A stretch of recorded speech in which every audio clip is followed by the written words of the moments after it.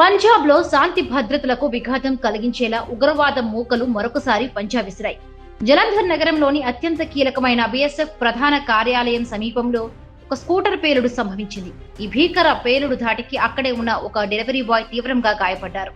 ఈ ఘటన జరిగిన కొద్దిసేపటికే అమృత్సర్ కంటోన్మెంట్ పరిసరాల్లో మరొక పేలుడు సంభవించడంతో ప్రజలు ప్రాణభయంతో పరుగులు తీశారు.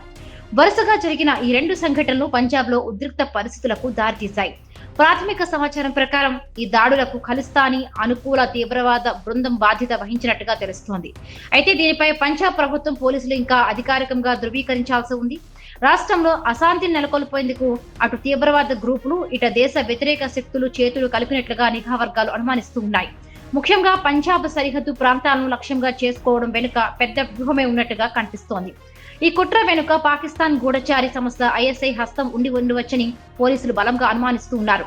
డ్రోన్ల ద్వారా మందుగుండు సామగ్రిని సరఫరా చేయడం లేదా స్థానిక గ్రూపులకు మద్దతు ఇవ్వడం ద్వారా ఐఎస్ఐ పంజాబ్ ను అస్థిరపరచాలని చూస్తోంది. ముఖ్యంగా ఆపరేషన్ సింధూర్ వార్షికోత్సవం దగ్గర పడుతున్న తరుణంలో ఈ దాడులు జరగడం చూస్తూ ఉంటే ప్రజల్లో భయాన్ని నింపడమే ఉగ్రవాదుల ప్రధాన లక్ష్యమని స్పష్టమవుతోంది.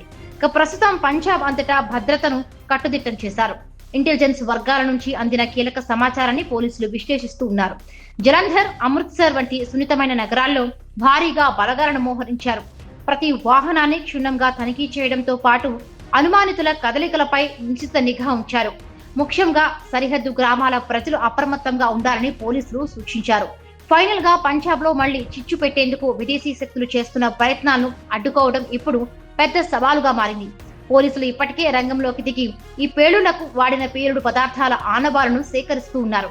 ఈ దాడులకు పాల్పడిన నిందితులను త్వరలోనే పట్టుకుంటామని పంజాబ్ పోలీసు ఉన్నతాధికారులు ధీమాను వ్యక్తం చేస్తూ ఉన్నారు.